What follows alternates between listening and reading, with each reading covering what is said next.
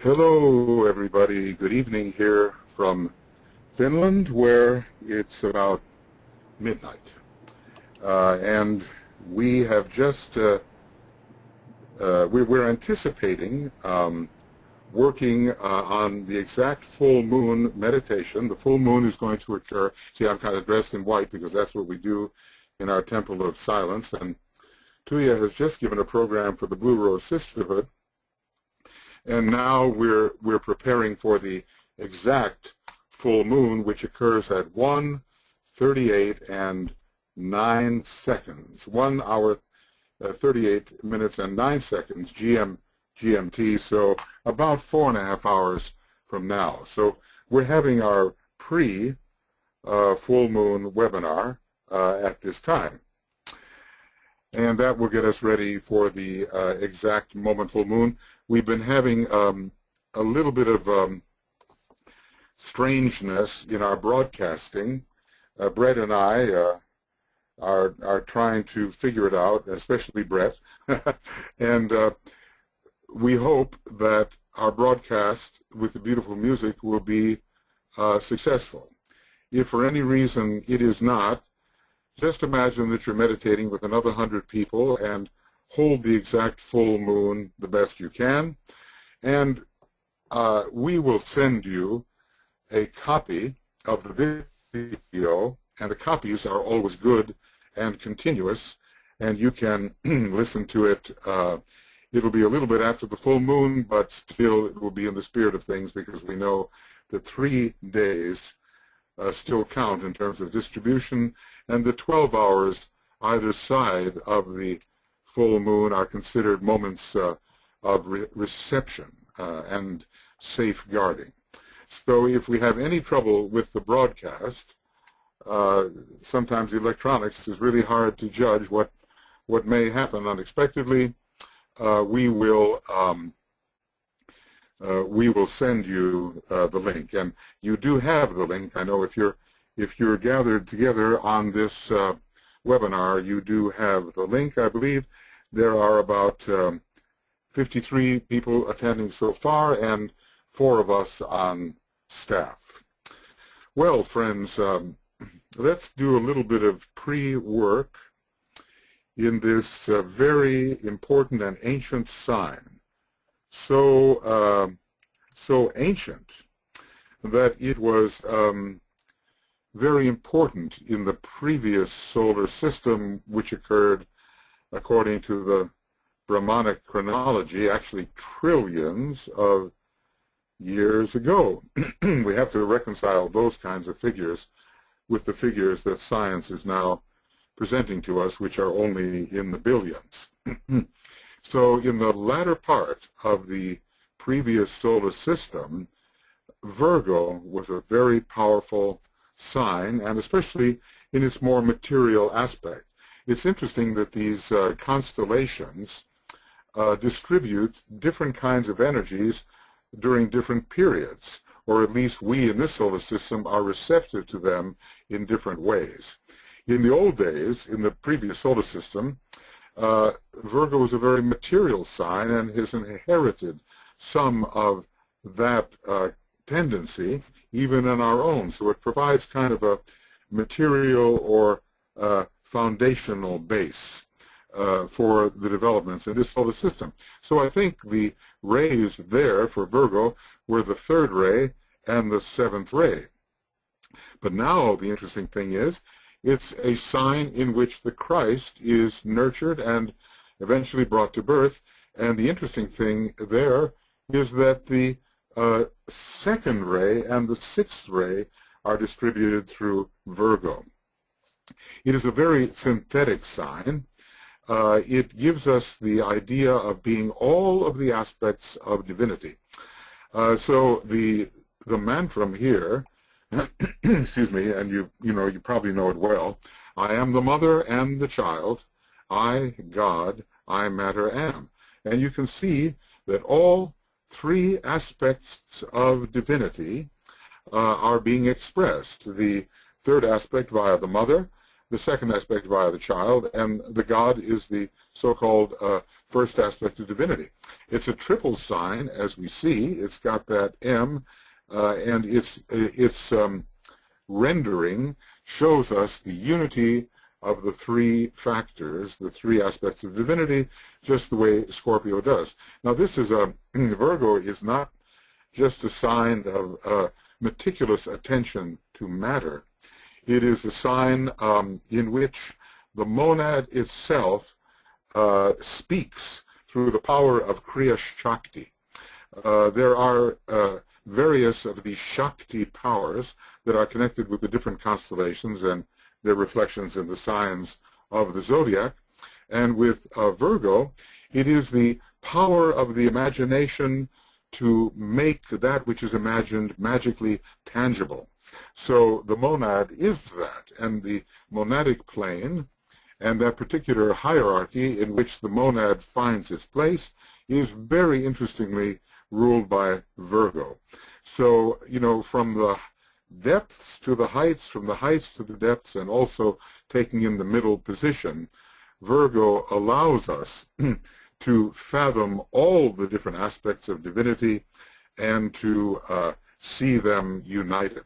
It is a practical sign in so many ways, because whatever is found in the high heavens, and Virgo indeed can touch the highest heavens as far as humanity is concerned, it touches the monadic plane, where the highest aspect of our nature is presently located. But no matter how high the heavens, Virgo will bring down to earth an expression, a condensation, a materialization, a precipitation, those words, of what that high archetypal ideal is. What we have with the monad is a great archetype, which is part of the will and being of God. It's just a tiny fragment of that, but if our tiny fragment of that archetype were missing, then the entire will of God could not be expressed. So it is up to us to express that will and through matter. That's the key. So all the way down into the dense physical vehicle of our planetary logos and our solar logos, which are our lower three planes, okay? So the entire mental plane, the entire astral plane, the entire etheric physic plane is really the dense physical vehicle of our solar logos. And maybe we could say the lower 18 subplanes are the dense physical vehicle of our planetary logos. But the high archetypes, the perfection of archetype that is found in Virgo has eventually to be expressed down into this cosmically dense physical world. And the result will be that the matter, which was so prominent in the previous solar system, it was a very material solar system, will be redeemed, will be elevated, will be uplifted, will be vibratorily enhanced until it corresponds with the themes and the patterns that are to be enacted in our second solar system. So Virgo reaches right down into the depths of matter and reconditions matter, spiritualizes matter, changes it so it can conform to the high archetype that we find on the monadic plane and even beyond. So it's really an amazing sign, and very, very ancient, and there's so much more to it in esoteric astrology than we may imagine when we get the normal readings about, you know, the fussy Virgo types and their perfectionism and their precision and all the rest. A lot of that may be very true, depending upon the ray, but there's much more to it, and it has to do with the upliftment of the earth into sacredness. So as my wife Tuya is fond of saying, the real Virgin Mary, related to Virgo, is the earth itself, and has to be uplifted into a high state of assumption. Now, this is so interesting, the assumption of the Virgin. When the Christ experienced his ascension, we might call it ascension, assumption, he rose to the monadic plane. It was the sixth initiation. So we can see how the monad is so closely connected behind all of this Virgo imagery. Here, is the Jafra painting, and we have here the beautiful angel woman, because Virgo is so connected with the Deva kingdom, and that's why she has the wings. And it's connected with the lower devas who are unconscious, and also the high devic beings. And some people have said, well, there's this figure that we call the mother of the world. It is very prominent in Agni Yoga, and some thinkers on this have said, well, this is really a great devic being. So our opportunity to get in touch with the Deva kingdom is really enhanced in Virgo, and to have the type of Virgoan humility that it takes to get in touch with that kingdom, and to serve that which is immediately present, that which is presented to us through our senses, to serve those presentations, as humble as they may be. This is the Virgo. This is the Virgo theme. So there's all kinds of things in this rather, I suppose, seventh ray drawing. Certainly Mercury is emphasized here, but the other rulers of Virgo are not, at least in this particular rendering. And those are the moon, which is the esoteric ruler of Virgo, speaking about the purification of the form, and especially through two planets. And those two planets are Vulcan, purifying the physical etheric nature, and Neptune, bringing the Christ consciousness into the emotional nature. So those are two types of purifications that we go through when the moon is the esoteric ruler. And finally, we have Jupiter as the hierarchical ruler, and the Tibetan says it opens the womb of consciousness so that the Christ can truly not only be born, but flourish and achieve dominion and full expansive expression. So Jupiter, Virgo, and the monadic plane are all intimately related. I'm not going to, go through such extent reading as I usually do. We're very grateful to Francis Donald for providing us his beautiful images related to Virgo, and this is the weaver at the great loom, the warp and the woof of creation. The warp is the vertical, the woof is the horizontal, and before us the 9 petals of the material aspect of the egoic lotus. And it takes 9 signs and 9 months to create the full gestation period. We have here the moon represented, we have Mercury and the caduceus represented, uniting the solar plexus and the heart, and we have as well in the hair of this weaver, who Francis assures us is every one of us, the hierarchical ruler as well. So at the loom we weave, we ply, and we create according to the divine archetype, the emergence of that archetype in matter in full meticulous entirety. Francis says much more about it, of course, and I just want to say, let's see, how can we do this? That's not the one. This is it, and I'll tell you what you can do. I'm going to just slowly go through this, and you can freeze your screen when you get this video, and you'll be able to read the illuminating things which he has said. This does, by the way, end with the idea of the second mantram of Virgo, which DK says is really the true mantram of Virgo, Christ in you, the hope of glory. It's the glorification of ourselves as the soul, as the spirit, and that will flourish one day in completeness as we achieve mastership. And then the different quotations that Master DK has given. I think there's a very beautiful quotation at the end. Yes, it'll be on the other one, and we'll talk about that in just a moment. We'll go to the other drawing or illustration that Francis has given us. It almost looks like Kuan Yin. It almost looks like the Buddha.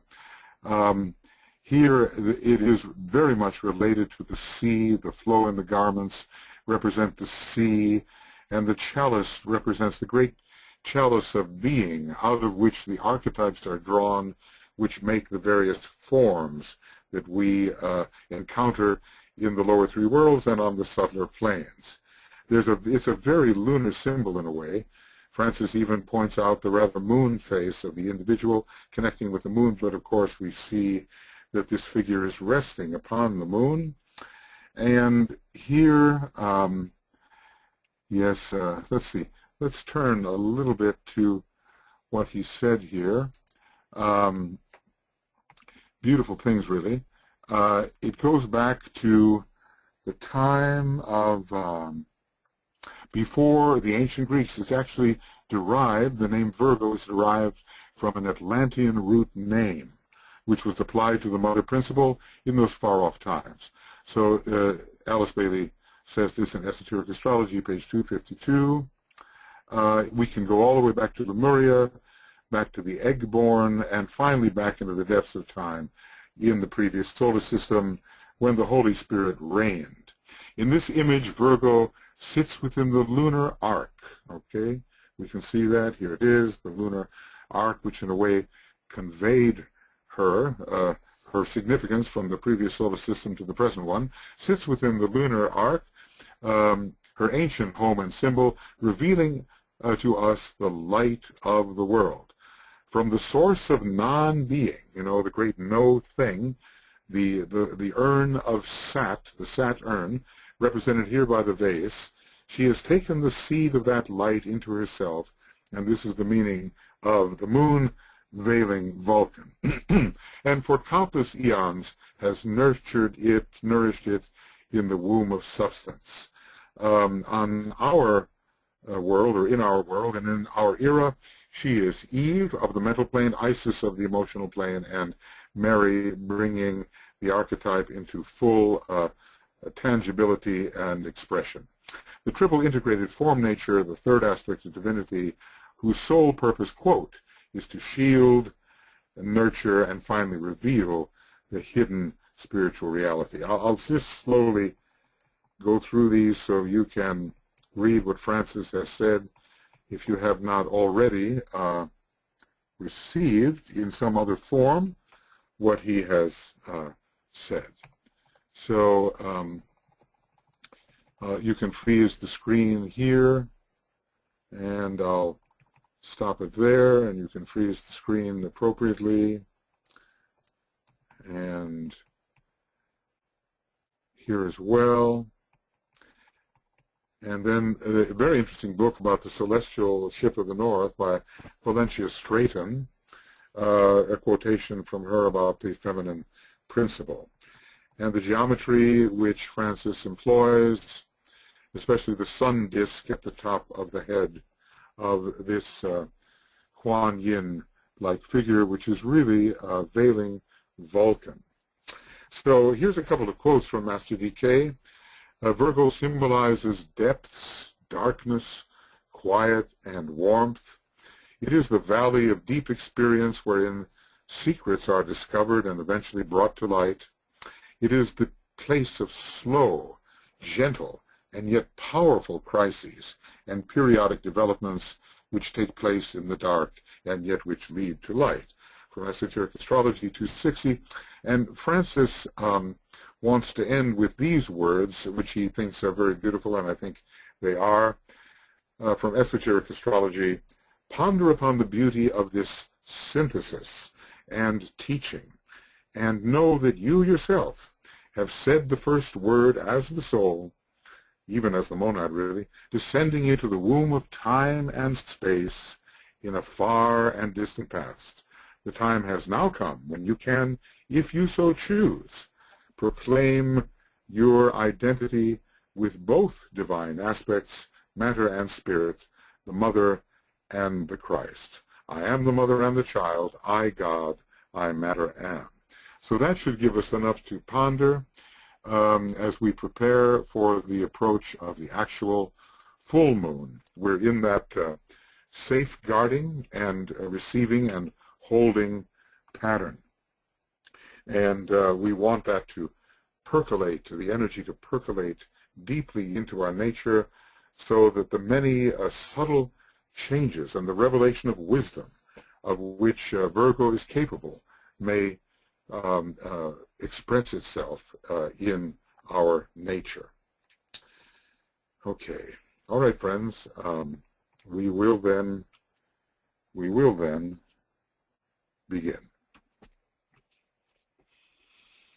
So,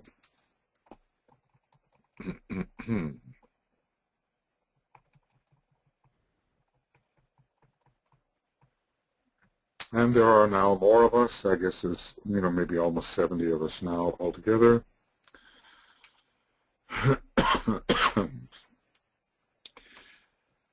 And we find ourselves in a physically comfortable position and tuning in with each other all over the world,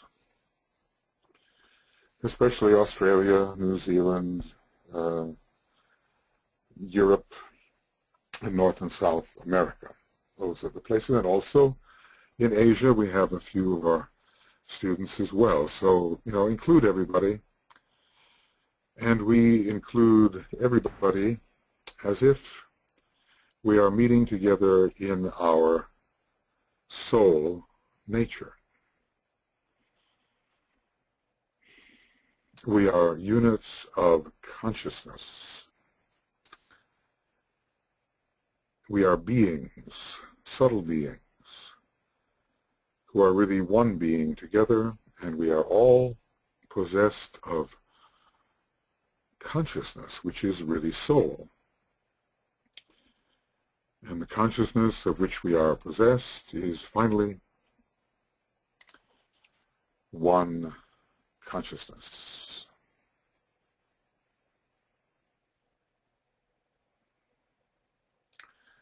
So we feel we grow into each other, and we merge with each other, and we fuse with each other in consciousness. There are no hard and fast barriers which prevent you from being me or me from being you, or prevent what either one of us knows from being known by the other. One consciousness, really, and one being.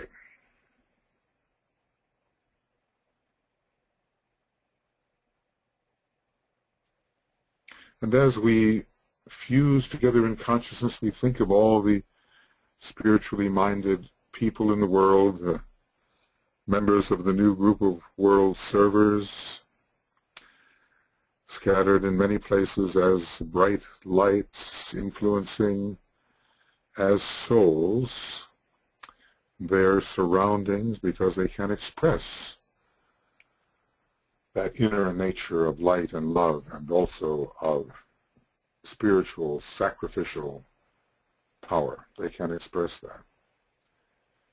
And we merge in soul with them. Because Virgo is a great sign of service, the service of the immediately present, the service of that which needs immediately to be served. And we merge with them, and with all the men and women of goodwill, many of them not quite as advanced as the servers, but intending well. And remember that goodwill is love in action.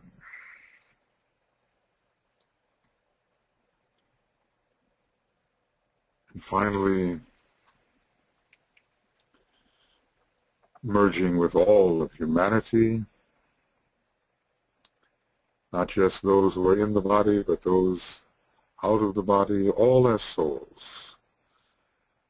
The many billions, more than the 6-7 billion that are in incarnation now. Many human souls. All one family.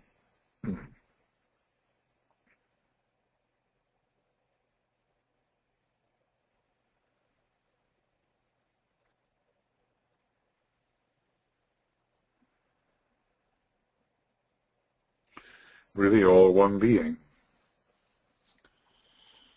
beings within beings within beings, wheels within greater wheels.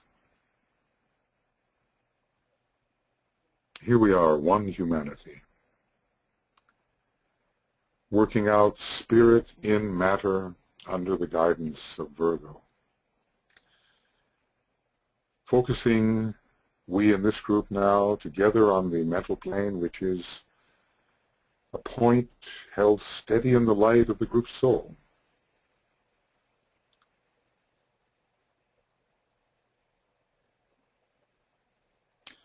And our minds are illumined by this light of the group soul, which is an aspect of the greater soul.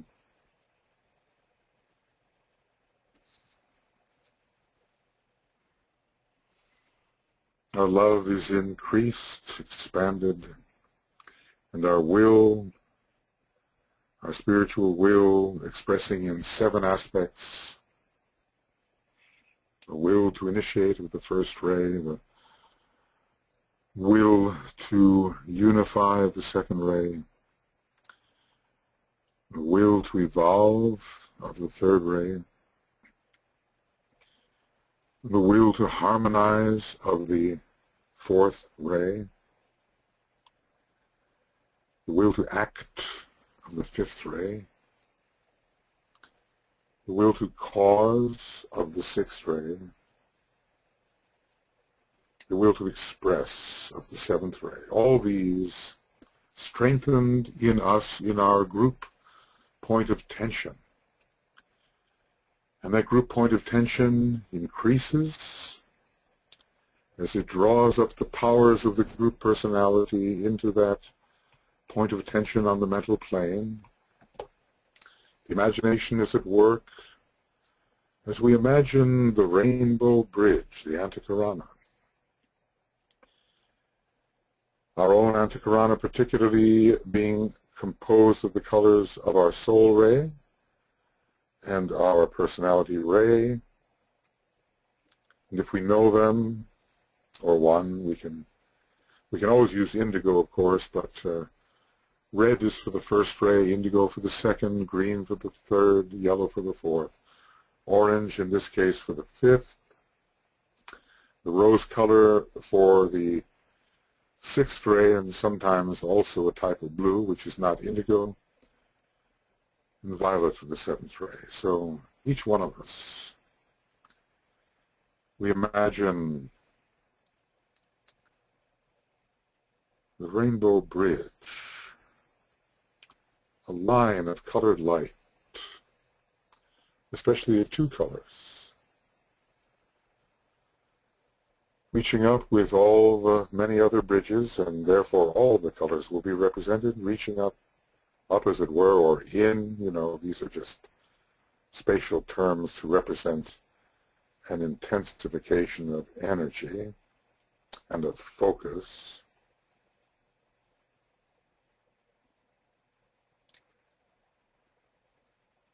And touching that impersonal world where the abstract mind is found, where the harmonizing, revealing intuition of pure reason is found, the Buddhic level. And reaching further still into the realm of spiritual will, the so-called actually nirvanic plane. It is the atmic plane, but in a way nirvana begins there.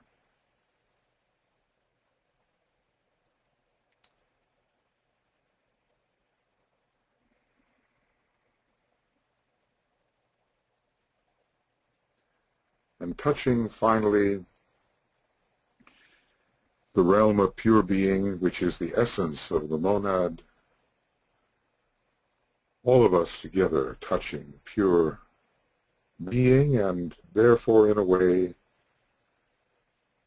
realizing that we are pure being.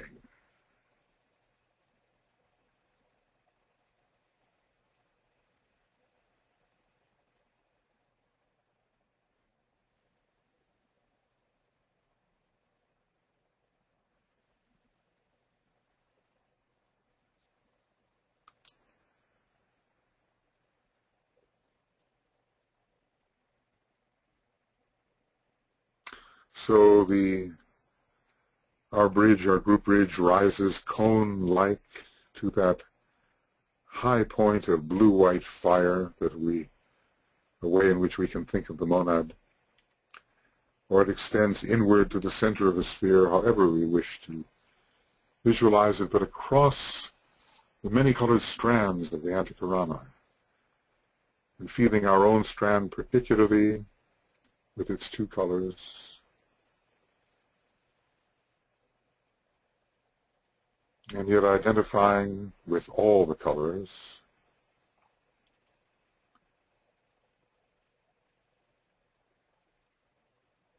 We will project on the sound of the Om the great word of power of the second ray, which is the major ray of our planet at this time and the major ray of the solar system.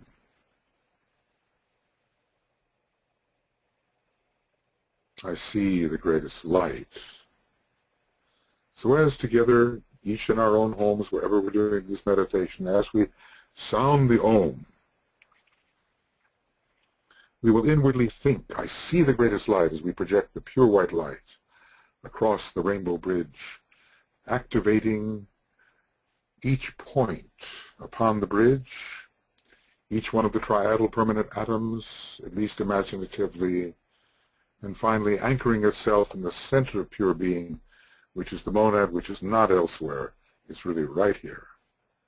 We are the monad in various stages of immersion in matter. So we will sound the Om and visualize the projection of synthetic light across the bridge, and we will hear in our own minds, I see the greatest light. We'll do this 3 times.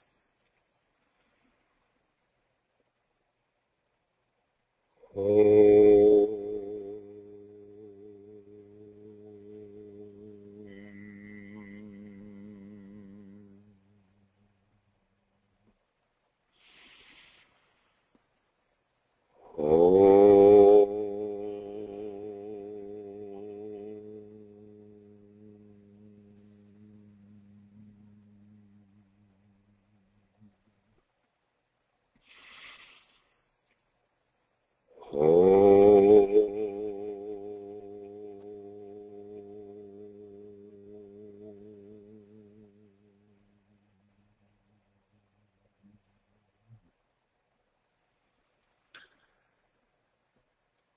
And imaginatively, at least, we have activated this bridge of light substance, which comes into resonance with the vibratory fields found on the different planes and allows for the transmission of those vibrations right into our own energy system, into our consciousness, even as it presently exists.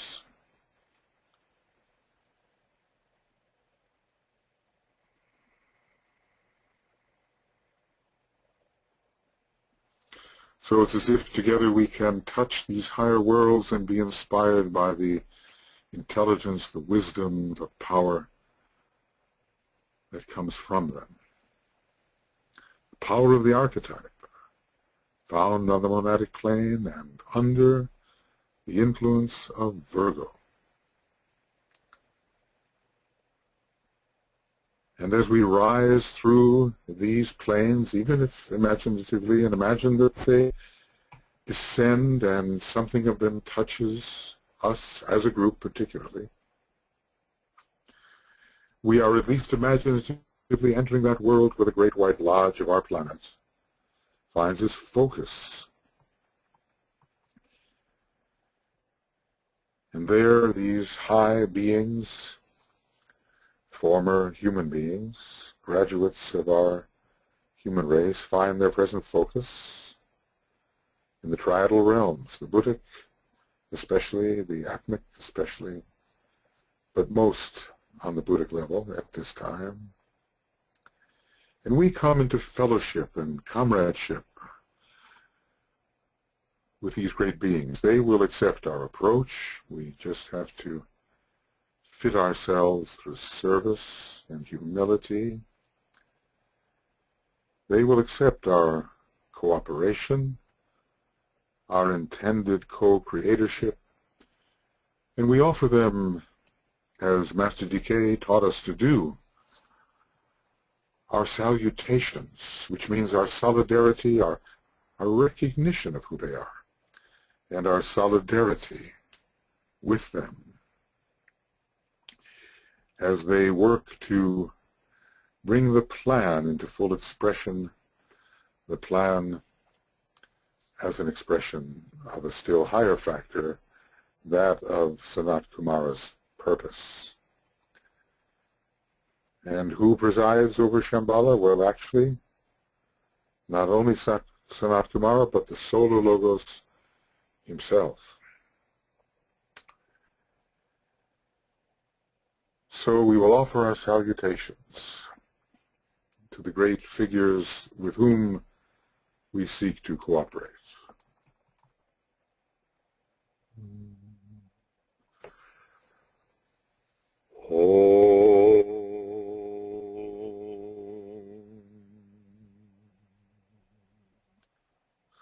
Salutations to the Christ, the Master of all masters.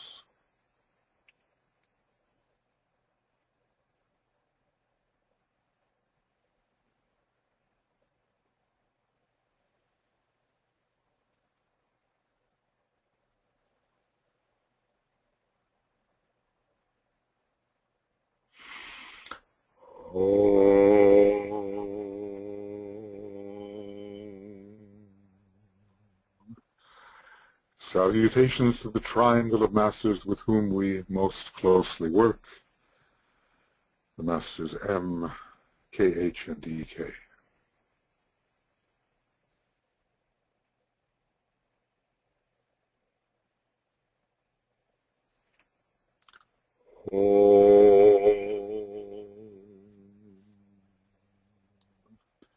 Salutations to the Master M, the head of all esoteric schools and organizations.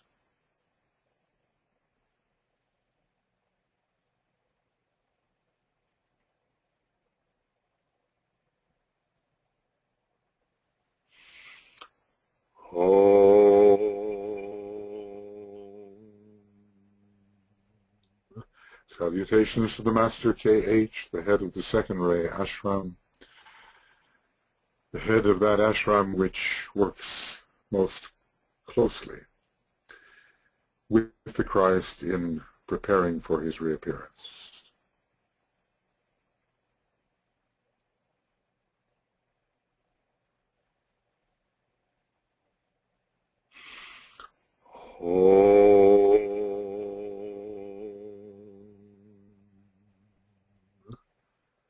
Salutations to the Master DK, who has given us the great teaching through Blavatsky, through Alice Bailey. He who trains us for initiation, for the first, second, and even the third initiation.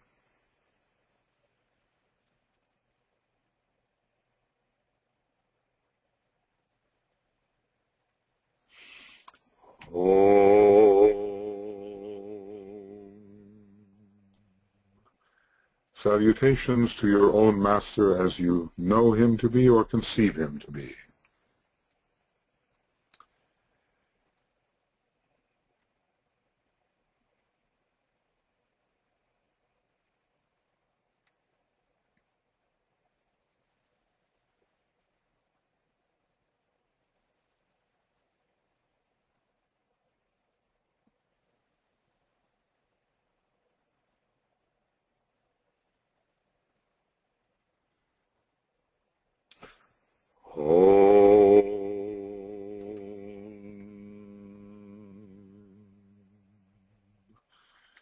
Salutations to the entire spiritual hierarchy of our planet. The Great White Brotherhood, the society of organized and illumined minds, the Grand Lodge on high, salutations.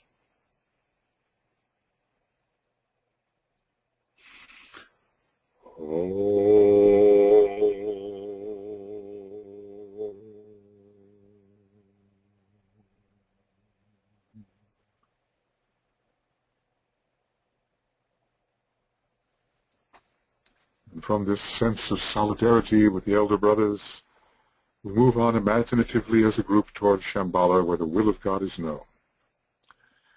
And with deepest reverence and in all humility, we attempt, identified as a group soul, to attune with the presence of Sanat Kumara,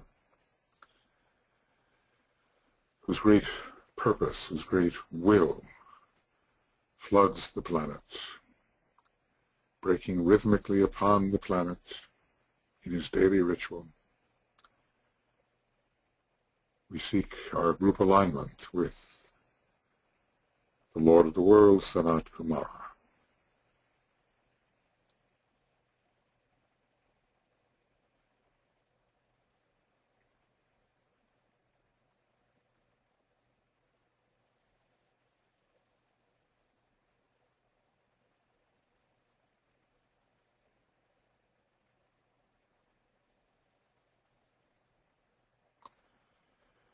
And inwardly, silently, a long Om, as we imagine the group, and really all servers and all men and women of goodwill, and even as much as humanity can receive, imbued with his energy,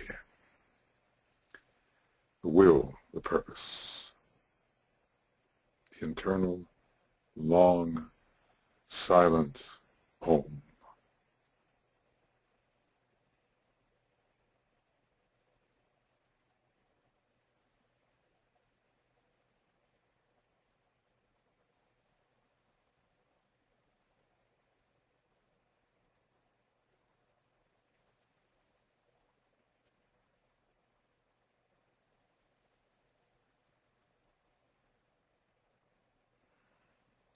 In Shambhala, the energies come together under the law of assembly at such times and are used and distributed throughout the planet.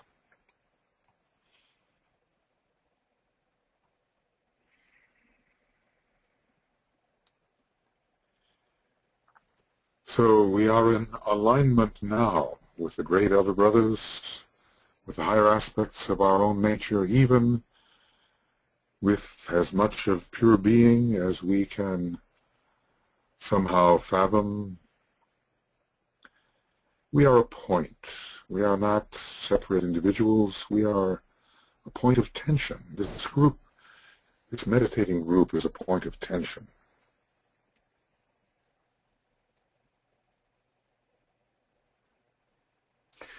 And in this point of tension, illumination, love, will, all exist.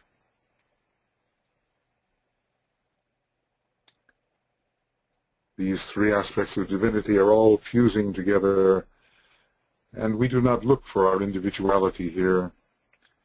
We look for our group identity at a point of tension, all here now.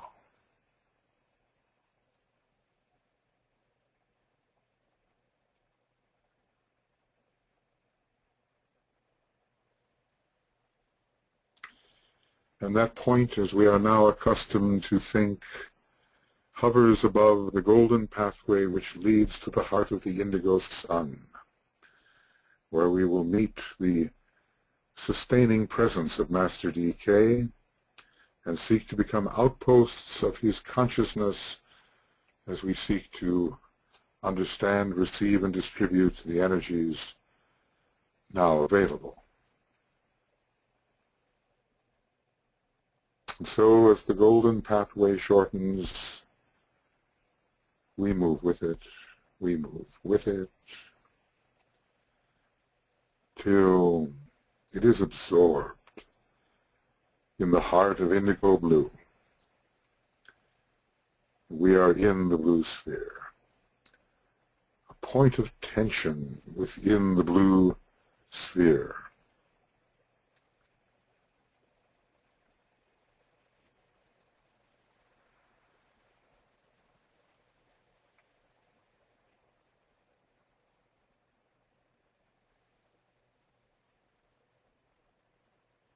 And it is here that the consciousness of Master DK, like some permeable substance, pervades our own consciousness. And so we think within his consciousness, within his mind, within his love and will, as much as we can absorb, because he is, as we are told, the expert in the planetary, systemic, and cosmic energies that we seek, at least in imagination, to approach.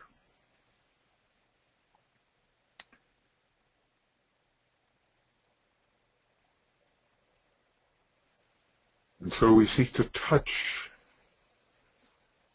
these ambient energies, now intensified. They're always here, of course, always. Every energy in our solar system is always right here, but there are points of intensification when they can be reached more easily, felt more easily, received, utilized more easily. So the three planetary rulers of Virgo, Mercury, the Moon, and Jupiter, but the Moon is veiling two other rulers. So we will be attuning with the discriminative intelligence of Mercury, especially in the field of matter form and also in the field of the soul, but also in the field of the monad. Mercury is exalted here.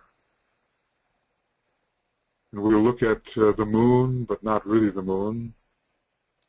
The moon is the symbol of the threefold form, and Virgo is the sign of purification, and that threefold form must be purified. But it is Vulcan and Neptune that will help us do that. Vulcan giving us endurance and will, so that the Christ consciousness may be born within us, and the Christ consciousness is particularly connected with Neptune, though interestingly Vulcan is connected also with the heart of the sun. Vulcan, love can. And we will seek to touch expansive Jupiter as it relates to the high monadic plane, the consummating expansion of the Christ principle. That plane is not only a plane of will, but because it is the second plane, it is the plane of love. It is the plane of love and will. And the Christ's influence will very much be about not only love this time, this long time that he will be with us, but about will as well. So all these energies available now, intensified now, so that we, at a point of tension, can touch them, absorb them, distribute them. So we can visualize the glyphs of the planets, you know them. First, Mercury, the sun of mind, and thus really the soul, especially the sun of mind in relation to Virgo, and it conveys to us that acute ability to focus the mind analytically, lucidly, and reasonably, so that the birthing of the Christ principle in the heart may be prepared with full intelligence. And eventually, of course, that son of mind will lead to wisdom, which Virgo reveals, and it will lead to the pure reason of the Buddhic plane. But we have so much to do with Mercury first, thus to conduct our lives in the lower three worlds, that the preparation for the indwelling Christ may occur.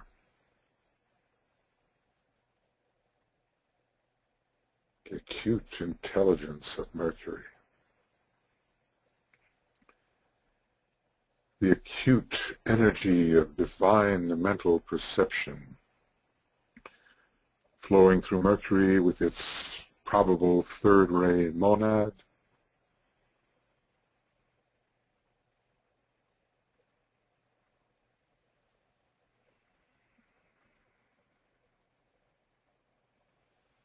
an intelligence which can be so much enhanced. Just look at what Master DK has done in terms of intelligence, and how he is sometimes known as Mercury, as the messenger.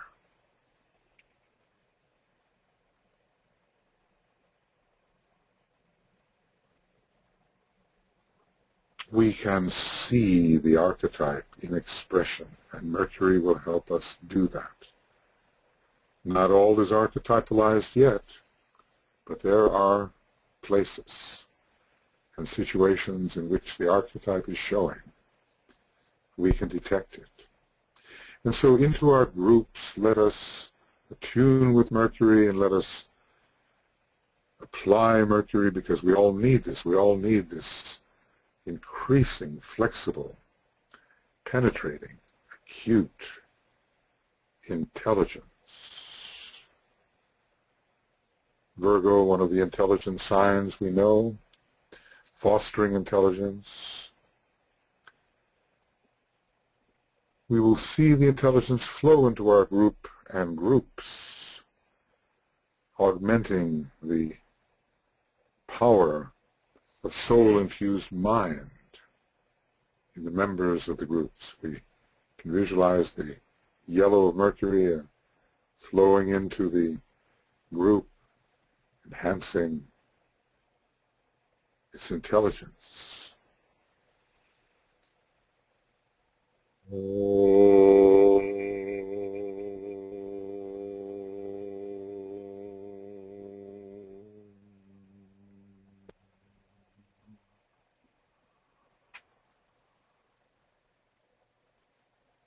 And we are all the beneficiaries of this, and can sharpen the acuity of our intelligence during this time. Then on to the moon, which is not really the moon, but that planet so close to the sun, Vulcan, a planet of great fire and light, and actually one of the dense physical planets, the Tibetan says it is. And Neptune, the great blue of Neptune, far out in our solar system, both contributing esoterically to Virgo, to convey the ability to restore the threefold lunar form to its divinely, archetypally intended purity. All this achieved through the sustained will to endure of Vulcan.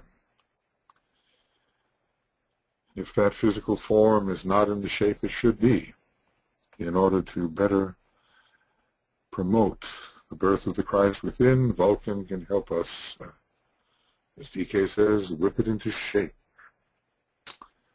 mold it, fashion it into a better instrument. Will to endure, holding the lunar form in its grip. The fist is Vulcan, its grip and persistent control until the Christ child, who is Neptune Vishnu, is born in the cave of the heart. It takes strength to do this. Vulcan gives us strength, and Neptune, the Christ-aligned sensitivity and love. How does this work out for us individually? How does it work out for humanity? The strengthening and the sensitizing, which are esoterically necessary.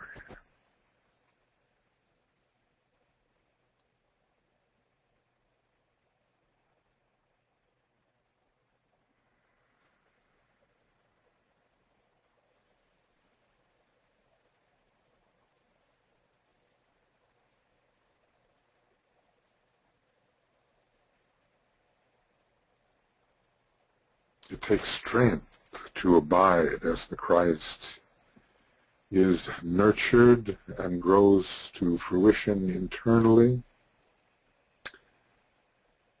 and then is born also through the push of Vulcan, a very first-rate planet in its own way, and Christ is Neptune.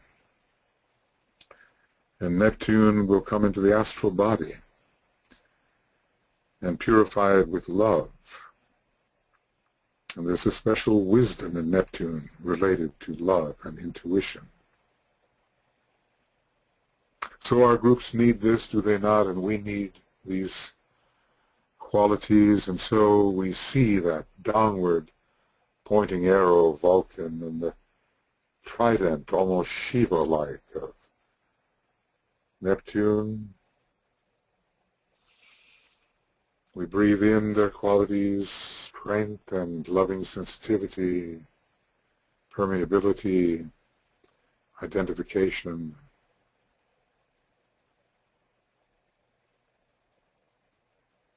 Breathe them in and distribute to our groups where they may need the strengthening, where they may need the loving, intuitive sensitivity.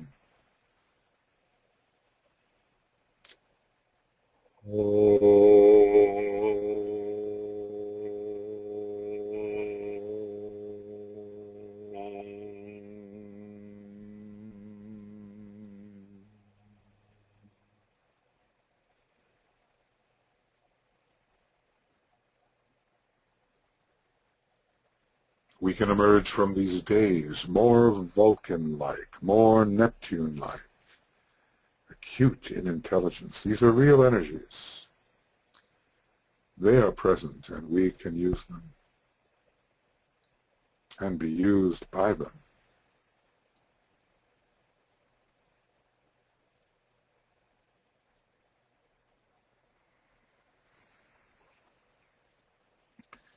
And finally, to Jupiter, the planet who is usually weakened in Virgo when conventionally considered, but is hierarchical in its nature when brought into connection with the monadic plane, Virgo and the monadic plane. So as much as we can, we ponder on the monadically expansive power of Jupiter in relation to Virgo, hierarchically considered, the great purposeful archetype that dwells within each of us and which must be manifested through the power of Kriya Shakti.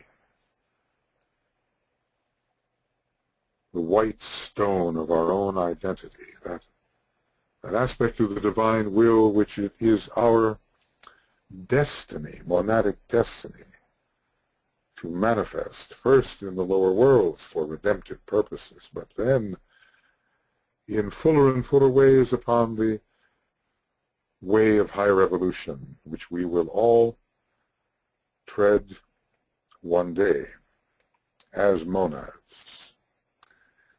So we think of the Christ principle, that great principle of love. It's achieving full and consummated expression as it arises from the Buddhic plane, where it works as harmony and pure reason and love wisdom, all the way, well, now, to the monadic plane, where on the spirit aspect of all human beings is found as something more about love on the monadic plane. connecting us with the sun and the heart of the sun, yes, and the beginning of the central spiritual sun. We sense the meaning of the spiritual victory of divine love in the field of matter form. Great divine love, not just spiritual love in the spiritual triad, but something even more. Some love so intense that probably only the Christ among our present earth humanity is capable of fathoming what it is. And we have to realize that this Christ energy can and will eventually embrace the 6 worlds of monadic expression, including even the humblest expression of life in form, because all beings are one in spirit. So the 5 Brahmic worlds from the Atmic plane on down, and then the world of this expression of divine love, the monadic plane. The Logoic plane is more the plane of will, the monadic plane more the plane of will, love, but both are planes of will, love and will. So in silence, we open our consciousness imaginatively to impressions emerging from the transcendent, all-inclusive qualities of Jupiter.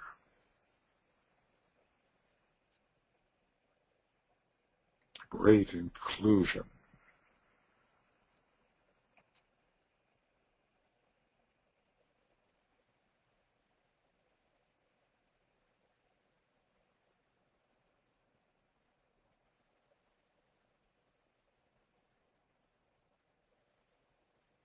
If we know how, we can break our causal body through the power of inclusion. And so many of the great ones have done this. And what will it be that will break our monadic vehicle, the temple of Ezekiel? Will it be a still greater inclusion? It's almost as if your heart can expand and embrace the entire planet.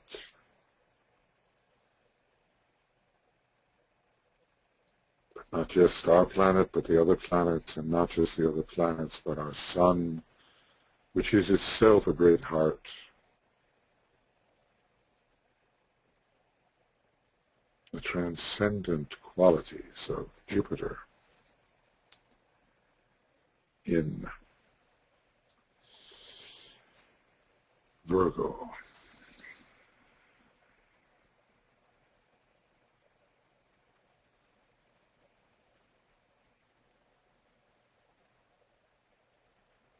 And our groups can use this, of course, as we learn that we are one inclusive being, and our ring pass knot does not end where we think it might, and goes on and on to include ever wider horizons.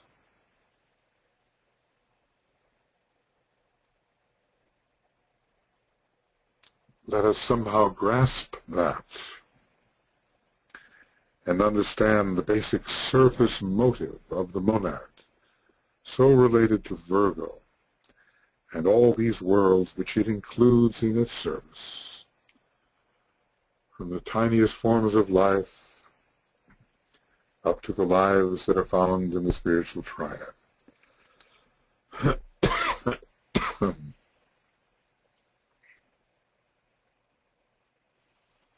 And with that sense of inclusion, we sound the Om again, pervading our groups with it, but also moving beyond and beyond and beyond, and including more and more and more, in which we all find ourselves participating in a none-otherness.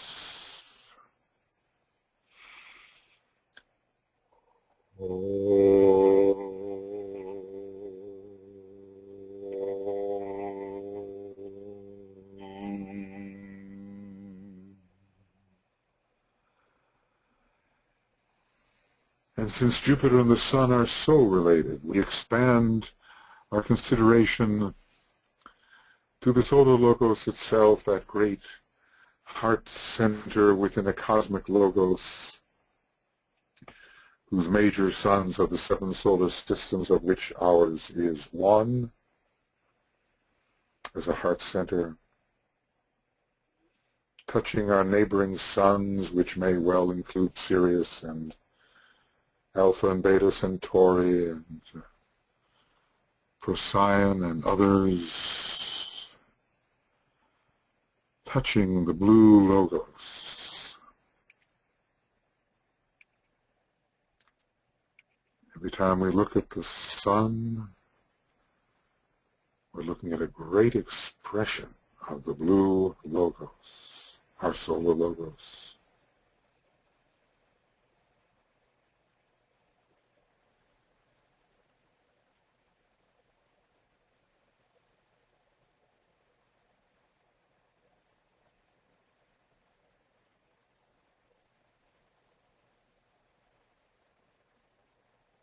Everywhere, within every atom, the solar logos, stimulating our heart center, our egoic lotus, 12-petaled, our monadic vehicle, also corresponding to the number of 12, great solar God, whose nature is love.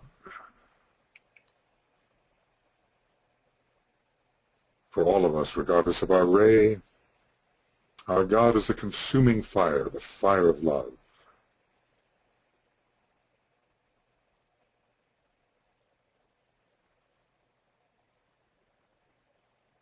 Right here and now, the solar logos. Not just an orb in the sky, but a celestial intelligence of indigo quality, an initiate of the 2nd degree cosmically, moving towards his 3rd degree, and a form of sacredness in our solar system which does not yet exist, and we are all moving as well. How beautiful the love of the solar logos. But this God of love wisdom is receiving the energies during every full moon period.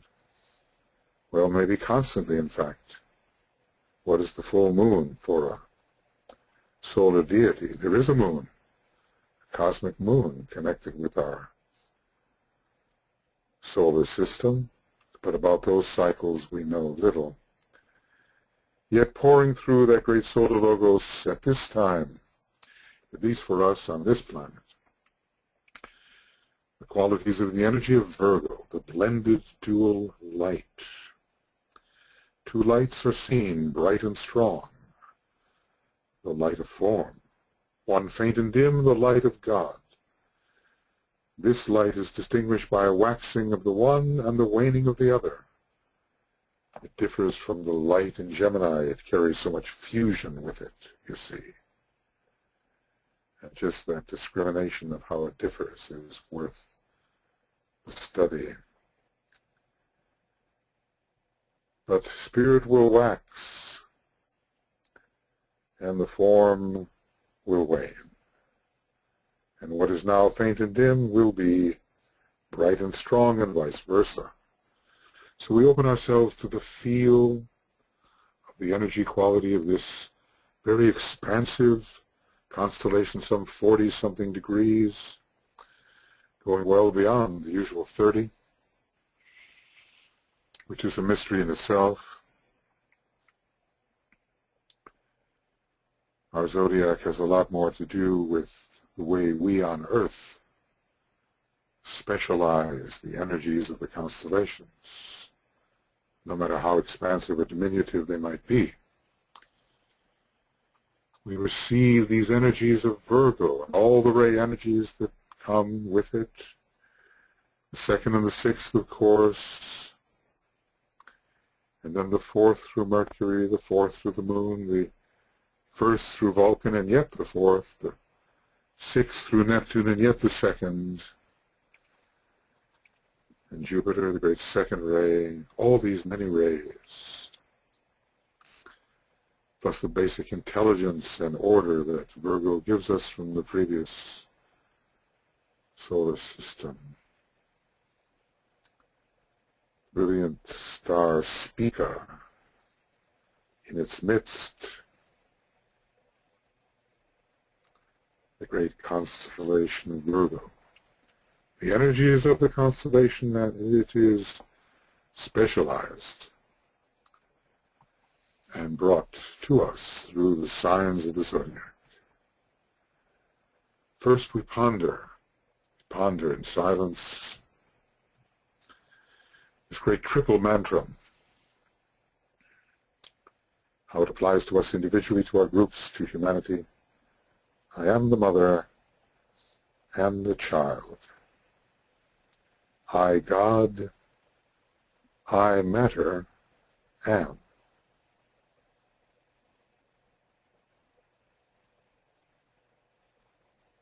I am the mother and the child. I, God, I, matter, am.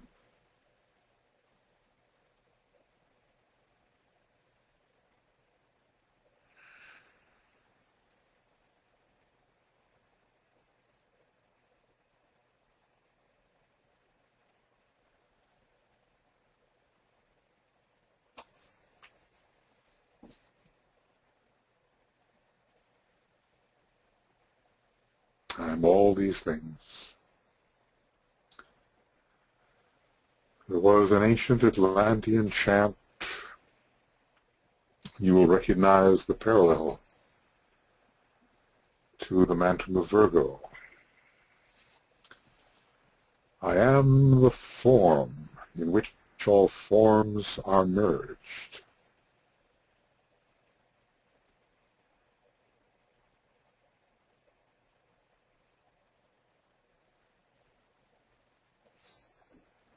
I am the soul in which all souls are fused.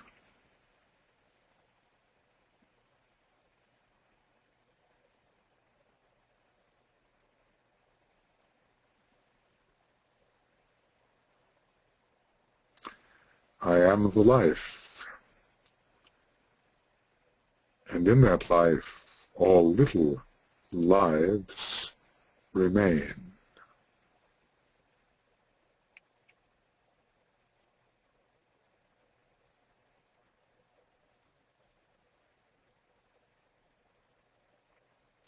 Nothing escapes this synthesis of spirit and matter. I am the mother and the child. I, God, I, matter, am.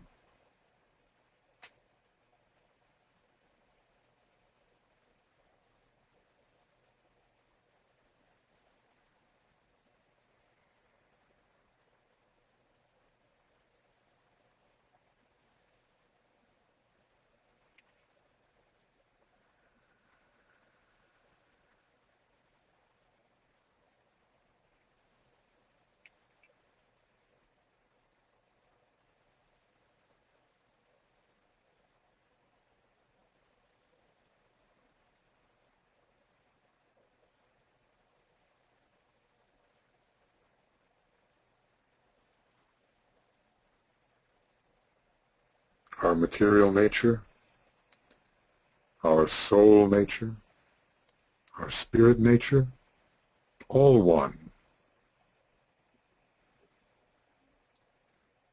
Mother, Father, child. Mother, God the Father, child.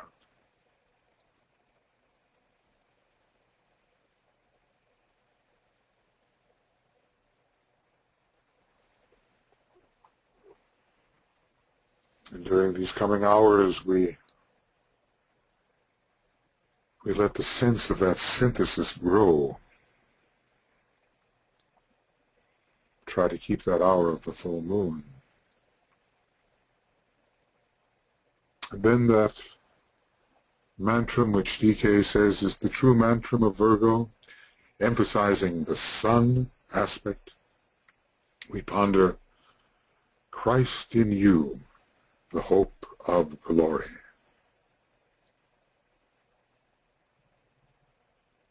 Christ in you, the hope of glory.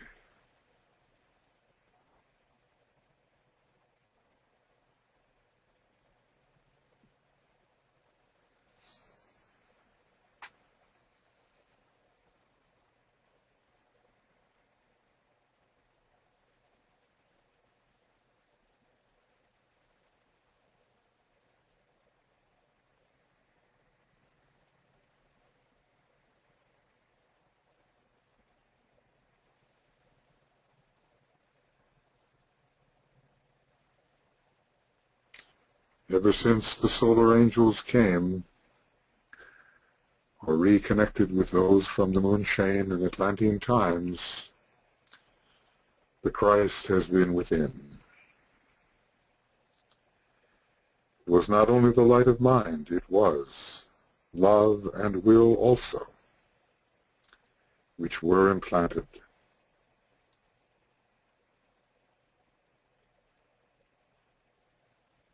Deep in matter, in the mind, in the brain,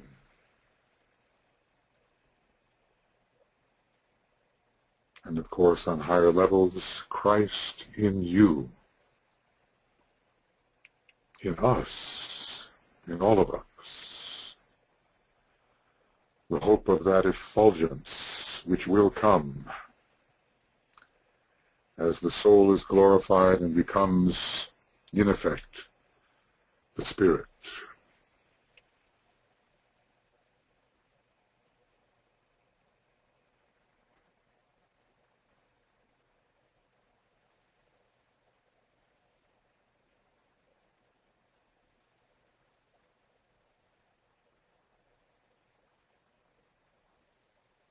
Christ in you, the hope of glory. How good it would be if we would repeat that mantram over and again. Walk through these days repeating it, and see the Christ in all of our contacts, all of our friends and acquaintances as the hope of glory, blossoming into the full effulgence of glory. Christ in you, and you, and you, and all, the hope of glory.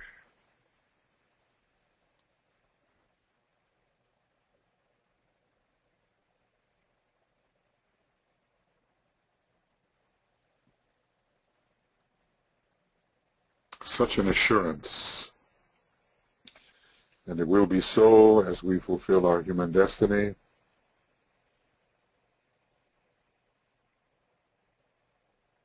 There's nothing that love cannot conquer, at least in this solar system.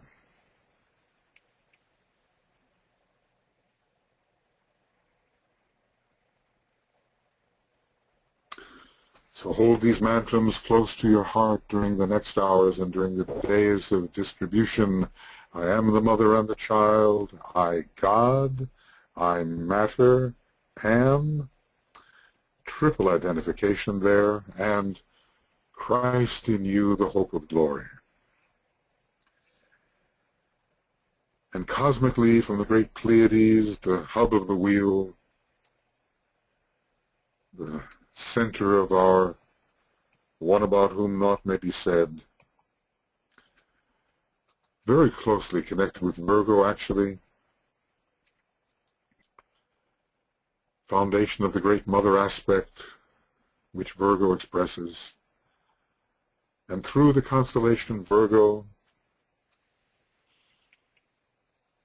and to our 7 solar systems.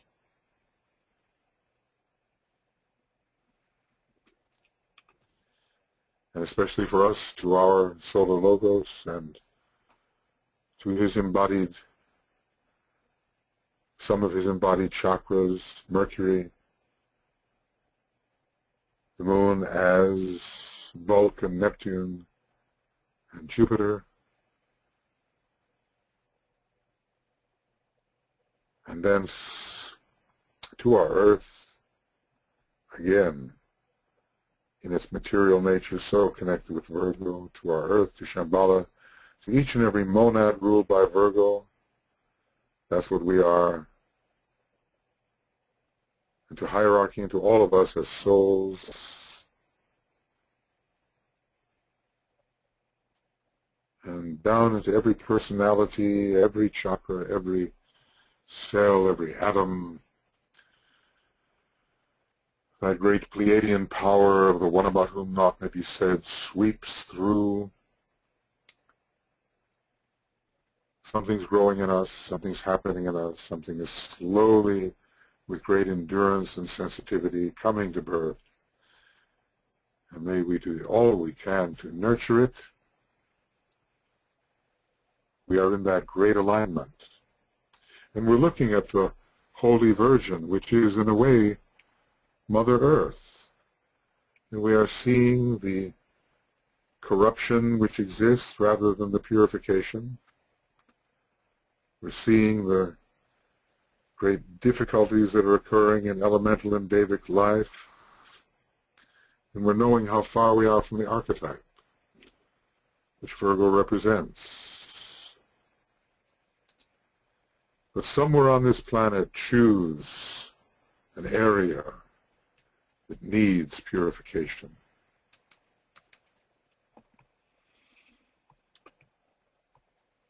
Something that has to be corrected. Virgo is so fond of correction, but correction simply means alignment with the archetype.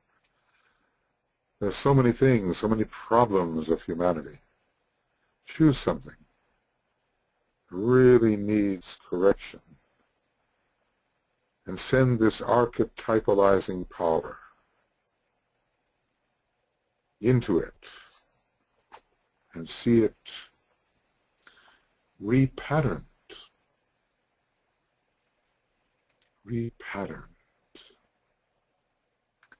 closer to the archetype, purified, which means brought closer to the archetype.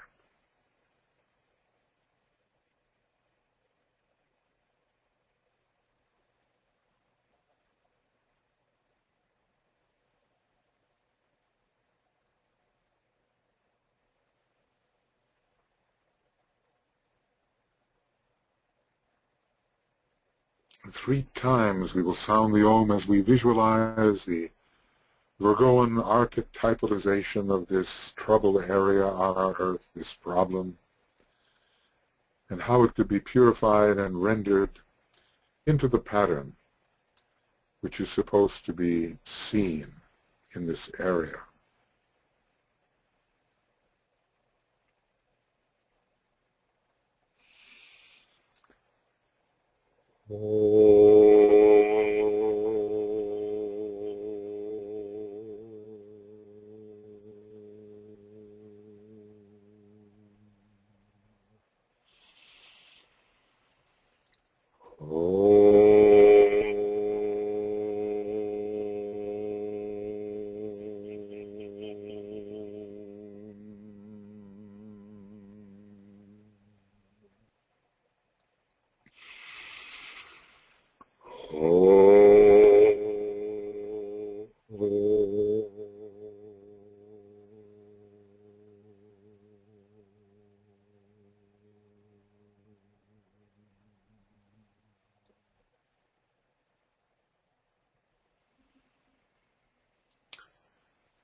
May a great purification, re-archetypalization sweep through the planet, restoring the divine pattern, where now there is ugliness, misalignment, May matter be redeemed, purified, brought into alignment with the great second ray of this solar system.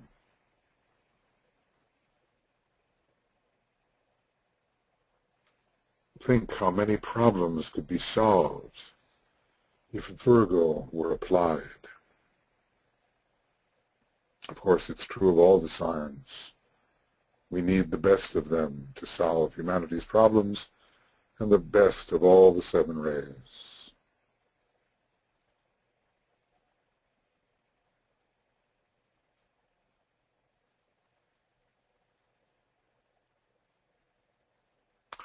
And so in just a few hours, we will have our full moon, and in about an hour and a half, Tuya will begin the exact moment full moon service, and hopefully our music reaches you in good form.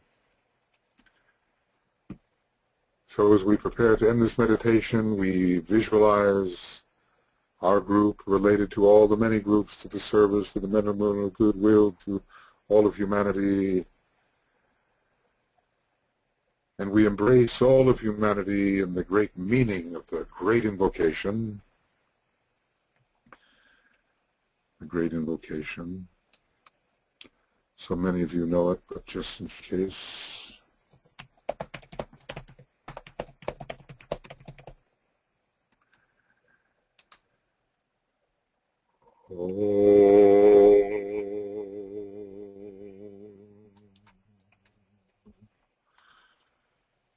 From the point of light within the mind of God, let light stream forth into the minds of men.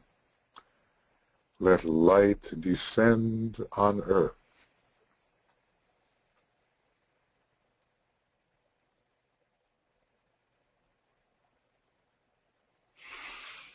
From the point of love within the heart of God, let love stream forth into the hearts of men.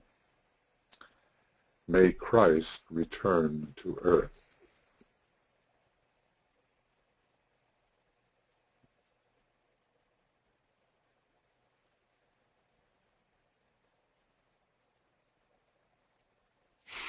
From the center where the will of God is known, let purpose guide the little wills of men, the purpose which the masters know and serve.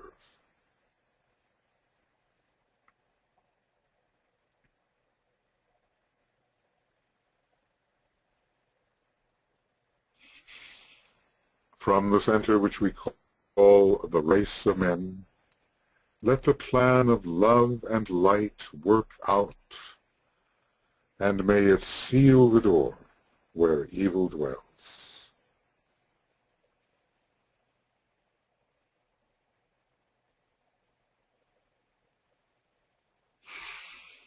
Let light and love and power restore the plan on earth.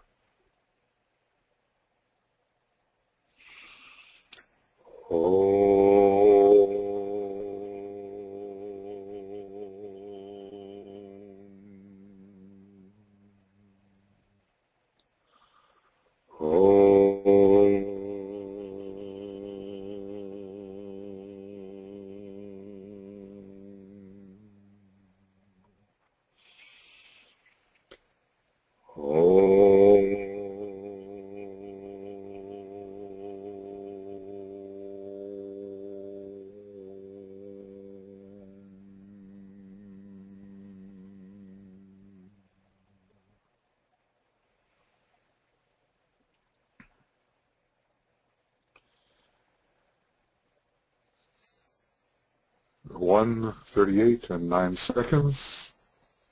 Universal Time, GMT, just about 3 hours from now.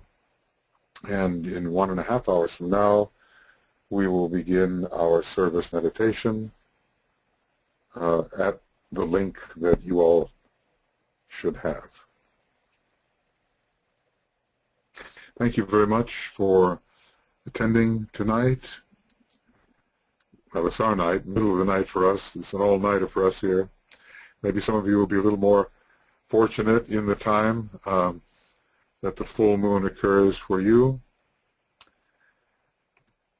And let us, over the next 3 hours, intensify what we have touched here now, so that we truly can, when the time comes, enter still more deeply into the energies of Virgo, utilizing them to create the redemption of all in the lower three worlds over which Virgo presides. So we'll see you before long, some of you anyway, and if not, at least in the mind's eye. Thank you, and we have at least an hour and a half break. Have a great full moon wherever you celebrate it, and of course, even if you're alone, it is celebrated in group form. I am the mother and the child. I, God, I matter, am. See you then. Bye-bye.